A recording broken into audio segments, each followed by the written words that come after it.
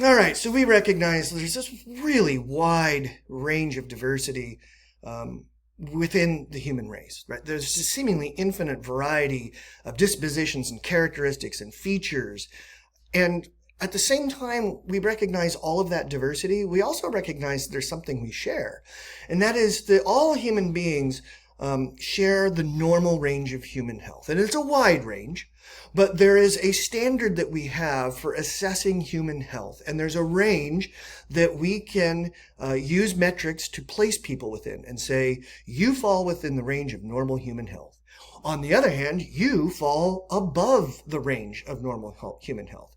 And unfortunately, you fall below the range of normal human health. And this is going to raise ethical questions for us related to the prohibitions and the ethical obligations that we have to the people in these three different categories. What are our obligations? What are our prohibitions related to those who fall within the normal range of human health? And what are our obligations to those who hit the genetic lottery and have landed above the range of normal human health? And what are our prohibitions and our obligations for those who fall below that range of normal human health?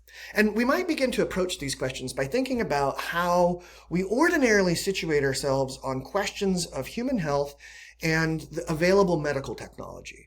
So if your child gets sick and they're suffering from some sort of condition, that we have the medical technology to treat and restore that child from a compromised state of human health back into the normal range of human health, and you choose not to avail your child of that medical technology and instead allow them to persist, to languish in this state of compromised human health below that normal range, we might look at you a little askance and say, I think you're kind of failing in your moral obligations to your child, because I think your obligations as a parent is to do everything that you can to restore your child back into that normal range of human health. And you may be familiar with stories that come up every few years where you see parents who have children who are suffering from some sort of condition that there is a treatment for, and the parents, for whatever reason, decide, we're not going to avail ourselves of that treatment for our children. We're just going to kind of let nature take its course and see what happens. And then the kids die. And when that happens, there's typically this sort of collective moral outrage from the rest of us because we believe that those parents failed in their ethical obligations. Now, when we're thinking about these obligations and prohibitions as they relate to genetic engineering, we're not talking about our obligations to restore someone back into a condition that they naturally landed in. Instead, we're talking about moving them from one state of human health to another state of human health that they wouldn't have otherwise attained. So imagine this. Imagine that I know that I'm going to have a child, and I've done some genetic testing on this child, and I know that my child is going to be totally boringly normal. They're going to fall in that range of normal human health in every way. They're going to be a normal looking person. They're going to have average intelligence, and they're going to have very normal physical features. I know, though, that there are other people who are having kids who are going to fall not in the boring normal zone that my kid's going to fall in. They're going to, because of their genetics, they're going to fall into the above normal range. And they're going to have features that my kid won't have. And there may be some parents out there who are going to get their child to land in that above normal range by availing themselves of genetic engineering technology. And so their child is going to be placed in the above normal range, even though that child wouldn't have been able to place there on their unengineered genes alone. Now, I know that my normal kid is going to be contending with these other kids throughout his entire life. When they go to school, they're going to be contending with the kids that were born with above normal intelligence, above average or above normal health, above normal physical features. They're going to be classmates and then eventually, adult competitors with people like little Hercules here, who was something of a celebrity about 25 or 30 years ago because he came into the world, and yes, he had this father who made him compulsively lift weights to give him this physical stature.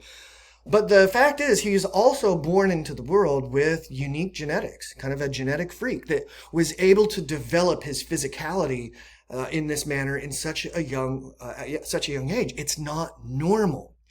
But my kid's going to be competing with little Hercules in the classroom, in social circles, in athletics. So the question is, do I have an ethical obligation to avail myself of genetic engineering technology in order to alter my child's genes so that they will have the same kinds of advantages that little Hercules does? Or we might flip the coin and say this: because there are more people who fall into the normal range of human health and fewer people like little Hercules who land above it, would we be morally permitted to bring little Hercules down out of that normal range of health and into the normal range of human health? In other words, handicap them in an effort to try to serve the needs and interests of those great numbers of people who don't have the same advantages that little Hercules has through genetics, and make everybody kind of compete on an even playing field. And if you think this sounds horrendous, it is. And it was dramatized really compellingly in a short story by the author Kurt Vonnegut called Harrison Bergeron.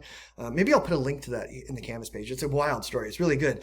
And the story is this. It's sort of this dystopian futuristic novel where in an effort to try to attain full equality in a society, the government has instituted a position called the handicapper general. And the handicapper general's job is to focus on all of those people who are above normal in their abilities and give them certain handicaps so that they fall back down into that normal state of human health, and therefore nobody feels like they have more than the other. Nobody feels like they have unearned gifts of genetics more than any other. And so the title character, Harrison Bergeron, is this really strapping, strong, good-looking, coordinated, smart, physical specimen. And so to account for his advantages over others, they do things like make him wear weights. That's a way of diminishing his strength. They make him wear really, really, really tight shoes so that he isn't as coordinated and can't walk as well. They make him wear goggles that blur his vision so that he's not able to use his exceptional eyesight. And they make him wear these headphones that make earpieces that put a loud ping in his ear every 10 seconds so that he can't sustain a line of thinking for very long, and not able to use his unearned advantage of exceptional intelligence. And it wasn't, these things didn't just apply to Harrison Bergeron, they applied to everybody. If you were really pretty in this society, well, we don't want those who are just normal looking to feel bad in the face of your better looks, so we'll make all the good looking people wear masks. And we'll make the ballerinas who are really graceful, we'll make them wear, they have to have little pins in their ballerina slippers so that they can't be as graceful. And that would make it so that the less coordinated, less talented ballerinas wouldn't feel bad about themselves for not being able to perform as well as the exceptionally gifted.